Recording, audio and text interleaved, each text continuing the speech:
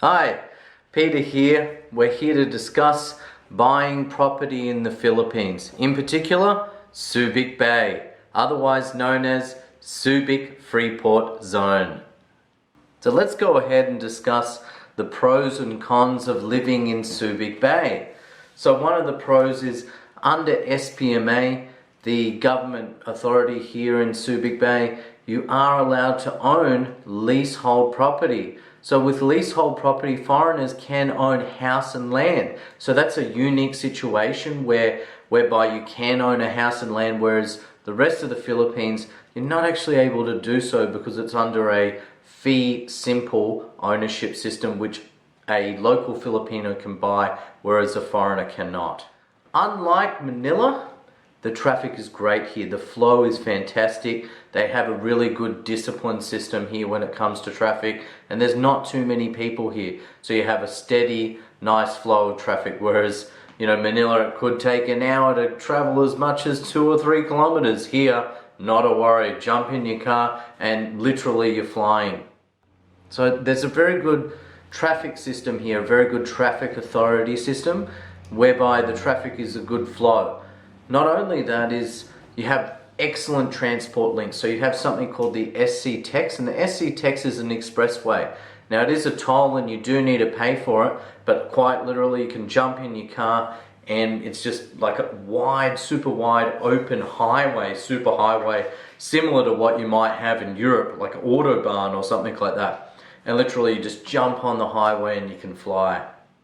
Subic is also known as a tax-free zone. So it is a tax-free zone. So that means if you set up a company here, you don't actually have to pay local tax. Not only that, you don't have to pay VAT or any kind of GST tax, as well as you can export goods if you're a manufacturer overseas. So for business, Subic is a fantastic opportunity, with a lot of companies now opting to open their company here because of lower wages and no or very low tax.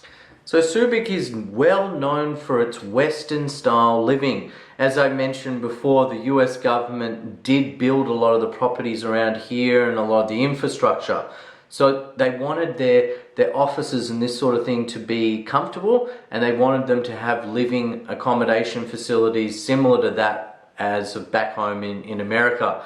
So a lot of the properties here, you've got giant big villas on plots of land, wide open spaces, and most likely those properties don't even have a fence on them. Why? Because it's safe. It's safe here. You have guards and literally at almost every corner to make sure that people are safe in the environment where they're living.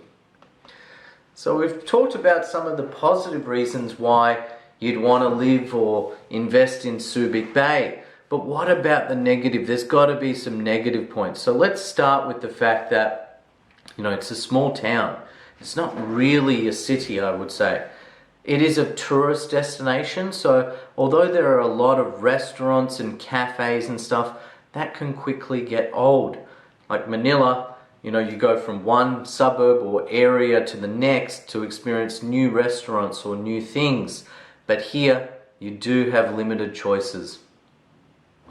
So the next point is, it's not a big bustling city. Now for me, I like that. But for some people, you might not like that. Because at the end of the day, not being a big and bustling city, it means that, let's face it, it might be a lot harder to meet new friends or, find local events where you can interact with new people and have some sense of community. So at the end of the day, it is harder to meet people, and there are fewer people here than such a big city as Manila, where you have like 30 million people. So it can be really difficult to find some specialty items.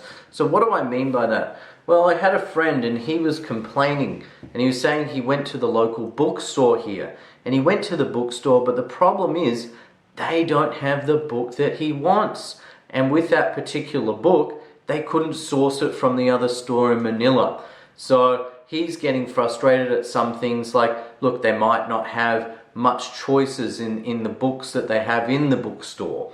Or for example, you might be shopping for a couch and all you have is 1 or 2 stores where you can choose from, and you just don't like the store.